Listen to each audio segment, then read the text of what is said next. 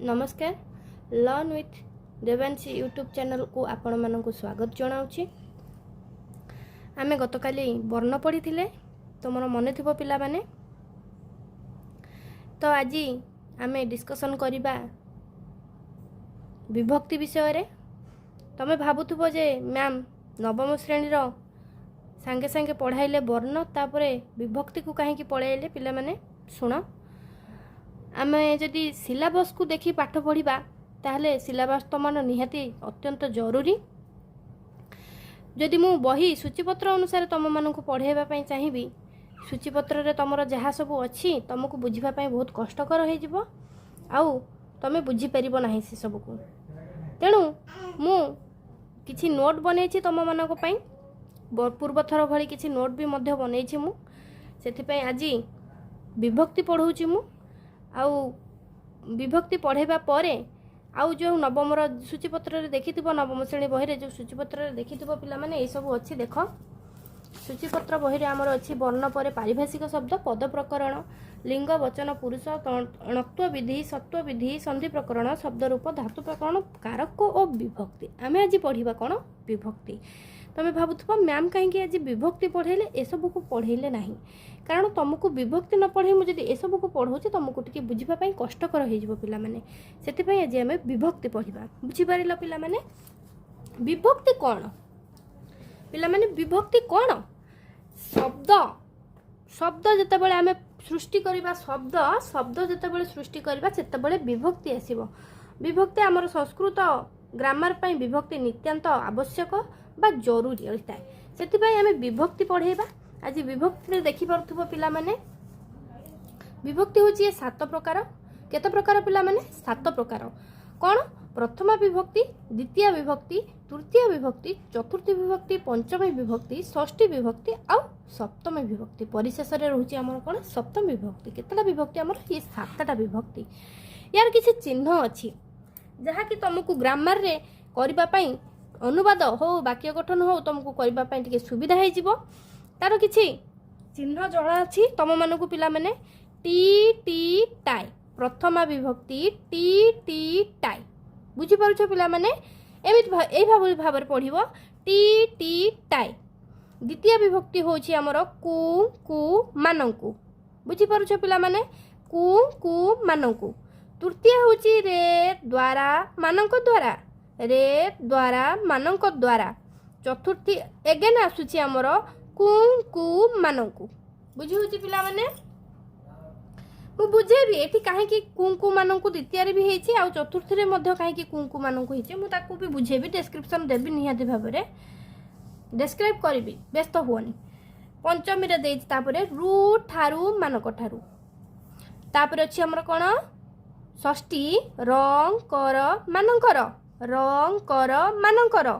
सप्तमी रे लास्ट को कौन आसला रे ठारे मानक ठारे। पिला माने बुझी पारुछ याकू एबे तमे मन रखिनियो मु जते बेले ट्रांसलेशन करेबी बा अनुवाद सिखेबी बा वाक्य गठन सिखेबी सेते बेले ये ही तमरा दरकार आसीबो। आ शब्द धातु याकू तुमको टिके मन रखिबा को पड़िबो। मु डेली डेली होमवर्क देबी तम मानकू से होमवर्क तमे ताकू कंप्लीट करेइबो जहा फळे कि तमे ताकू ग्रामर को शीघ्र कैप्चर करि परिबो। आ ग्रामर को तुमको केही गोटे मार्क मध्य तुमरो काई काटी परिबेनी बुझी पारलो पिला माने। नेक्स्ट जिबा हमरो ये होची विभक्ति थिला तमरो ये होची विभक्ति 7टा थिला कोन कोन जानि परलो प्रथमा टी टी टाए तृतीय कुंकु मानंकु तृतीय रे द्वारा मानंक द्वारा चतुर्थी कुंकु मानंकु पंचमी रु ठारू मानंक ठारू षष्ठी रंग कर मानंकर आ लास्ट कोन थिला रे ठारे मानक ठारे। ये होची विभक्ति थिला तमरो। ये किछि नोट्स तमे ताकू यथा शीघ्र मन रखिया पई चेष्टा करो। ये आसीगला हमर लकार ये कौन देखुच पिला माने लकार ये होची धातु रे प्रयोग होई थाए ये शब्द रे ये धातु रे ये कौन शब्द रे आउ ये होची तमर धातु रे प्रयोग होई थाए। धातु रे कौन दरकार होई थाए हमर लकार दरकार होई थाए हैला। लकार पर हमर आसी थाए लिंग पुरुष वचन ए सब निहाती हमर आवश्यक होई थाए। तेणु ये होची लकार 5 प्रकार आउ लकार संगे तार किछि काल सृष्टि होई थाए। काल कौन काल होची 3 प्रकार काल केते प्रकार हमर 3 प्रकार प्रथम होची लकार आमे 5 प्रकार देखिबा लकार होची हमर केते प्रकार 5 प्रकार लट लकार वर्तमान काल छ छा छि वर्तमान काल अछि बोली जानिबो केमिति लट लकार रे जदी जानिबो लट लकार केमिति से यदि वर्तमान काल जदी तार जदी थिबो छ छा छि अर्थात उदाहरण मु दउछि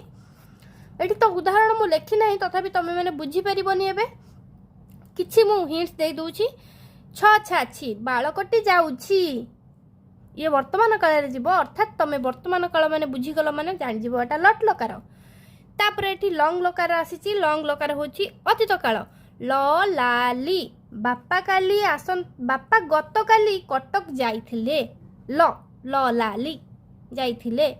हला लास्ट को आसिला ल ताहले अतीत काल जानि जीवो अतीत काल आसी गला माने एठी लॉन्ग लकार व्यवहार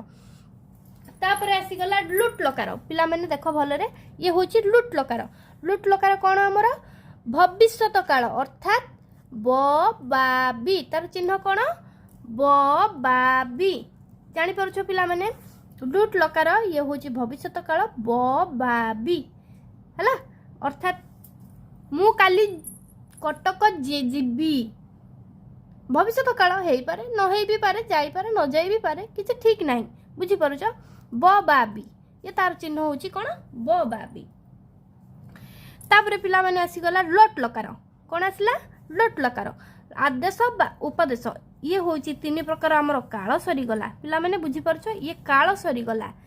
काल परे ये आसी गला आदेश बा उपदेश अर्थात लट लकार रो हमर जदी चिन्ह थिबो आदेश बा उपदेश बाळकटी पाठ पढू अर्थात मु तम माने को कोन कली एडा उपदेश देली आदेश एक सेठी ठिया हो माने मोर गोटे आदेश ये तापर आसला एक जदि ट्रांसलेशन अनुवाद रे जते बेले करबो ताकू ठीक से बुझी परिबो एबे खाली तमे माने को नोट करिनियो शीघ्र यथा शीघ्र मन रखिबा पई टिके चेष्टा करो पिला माने विधिलिंग लकार उचित बा संभावना कोन उचित बा संभावना उचित संभावना आज वर्षा हेई पारे संभावना अछि बाळकटी पढिबा उचित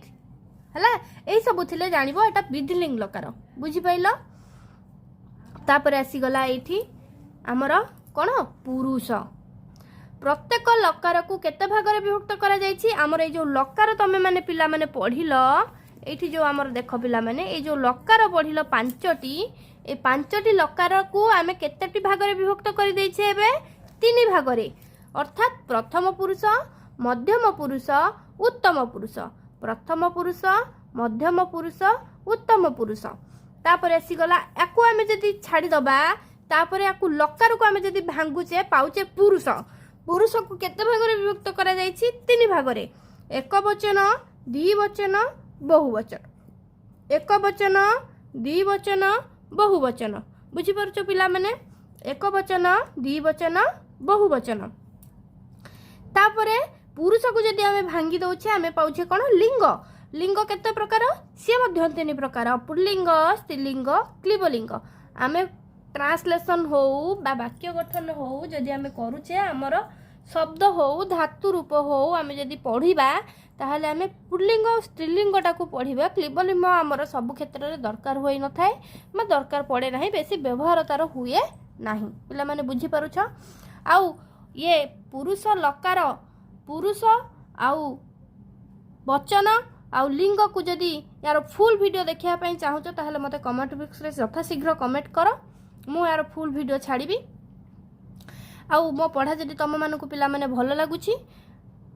आउ लाइक शेयर कमेंट करिबा पई जमा भूलिबे नाही आउ सब्सक्राइब गोटे निश्चित करिबा पई पिला माने भूलिबेनी रहिली धन्यवाद।